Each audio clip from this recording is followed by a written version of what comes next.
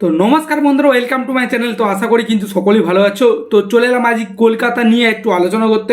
Kolkata night Riders নিয়ে আমি তো অনেক আগে ভিডিও আপলোড করছি, তো আজকে ভিডিওটি একটু অন্যরকম হবে। তো বন্ধুরা, তো আমার চ্যানেলে যদি প্রথমে নতুন হয়ে থাকো তাহলে তুমি কিন্তু অবশ্যই সাবস্ক্রাইব করে দিও, কারণ এরপরে 22 তারিখ থেকে যে আইপিএল শুরু হচ্ছে, তো সমস্ত খবরাখবর কিন্তু তুমি আমার চ্যানেলে পেয়ে যাবে। তো এই চ্যানেলে কিন্তু পেয়ে যাবে। তো আর দেরি না করে তুমি আর ওয়েট করছো কেন, অবশ্যই চ্যানেলটিকে সাবস্ক্রাইব করে দাও এবং ভিডিওটিকে করে দাও লাইক, এবং বন্ধুদের মধ্যে অসংখ্য অসংখ্য শেয়ার করে দিও। এবং কেকেআর ফ্যান হয়ে থাকলে তুমি কিন্তু কমেন্ট করে অবশ্যই জানাতে ভুলো না। তো এবারে যদি কথায় আসা যায় যে কেকেআরের যে 5টা বোলার কিন্তু এবারে হচ্ছে কি পার্পেল ক্যাপ জিততে পারে।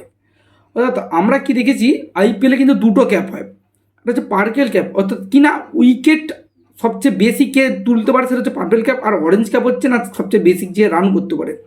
তো আজকের ভিডিওটা আমি বানাতে চলেছি যে পার্পেল ক্যাপ কে জিতবে। তো অরেঞ্জ ক্যাপ নিয়ে পরবর্তী ভিডিও অবশ্যই আমি বানিয়ে দেবো যে কোন কোন প্লেয়ার কেকেআরে জিততে পারে, আর টোটাল আইপিএল মিলেও বানিয়ে দেবো। তো আজকে শুধুমাত্র কেকেআরকে বেস করে যে পার্পেল ক্যাপকে জিততে পারে, তো সেই নিয়ে আছে আলোচনা। তো প্রথমেই যার কথা বলবো সেটা কিন্তু 1 নম্বর, তিনি হচ্ছে ডিজার্ভ করে, তিনি হচ্ছে মিচেল স্টার্ক। বন্ধুরা, মিচেল স্টার্ক হচ্ছে একজন ভয়ানক বোলার, তিনি অ্যাটাকিং বোলার, তিনি উইকেট তুলতে বেশি পছন্দ করেন। তো বলাই যেতে পারে যে মিচেল স্টার্ক কিন্তু প্রবল দাবিদার কলকাতার হয়ে যে পার্পেল ক্যাপ তোলার জন্য।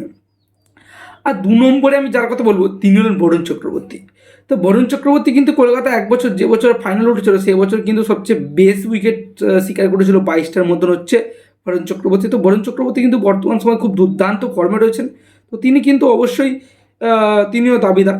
এবং তারপরে যার কথা বলবো সুয়াস শর্মা। বন্ধুরা, সুয়াস শর্মা আগের বছরে কিন্তু মানে ডাইরেক্ট আইপিএল খেলছে। আমি এই কোনো প্লেয়ারকে দেখলাম যে হচ্ছে ডাইরেক্ট আইপিএল খেলছে। আগে রঞ্জি ট্রফি খেলতো, ঘরোয়া ডোমেস্টিক ক্রিকেট খেলে, তারপরে কিন্তু আইপিএলের সুযোগ পায়। তো সুয়াস শর্মা এমন একটা প্লেয়ার যে হচ্ছে ডাইরেক্ট আইপিএলের সুযোগ পেয়েছে। তো সে বছর কিন্তু তার ম্যাচুরিটি এবং সেই বাচ্চা বাচ্চা ভাবটা ছিল, তারা ভয়ে কাজ করছিল, উল্টোপাল্টা বল করছিল।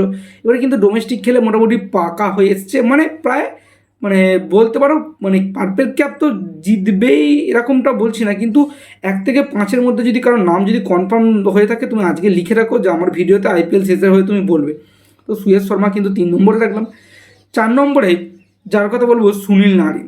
তো বন্ধুরা, সুনীল নারিন হচ্ছে মানে মিস্ট্রি স্পিনার, মানে তার বল কিন্তু এখনও পর্যন্ত বিরাট কোহলিও বুঝতে পারে না। বিরাট কোহলি, ধোনি কিন্তু এখনও বোল্ড হয়ে যাবে। তো সুনীল নারিন। এবং 5 নম্বর যার কথা বলবো দুষ্মন্ত চামেরা। তোমরা দুষ্মন্ত চামেরাকে কাস আস্কিনসনের বদলে কলকাতা নাইট রাইডার্স নিয়েছে, কারণ কাস আস্কিনসন ব্যক্তিগত কারণে সেও কিন্তু নাম তুলে নিয়েছে আইপিএল থেকে। তো কাস আস্কিনসনের বদলে কিন্তু দুষ্মন্ত চামেরা, এছাড়া বৈভব আরোরা, ভেঙ্কটেশ আয়ারই বলি, বৈভব আরোরা, তারপরে হর্ষিত রানা।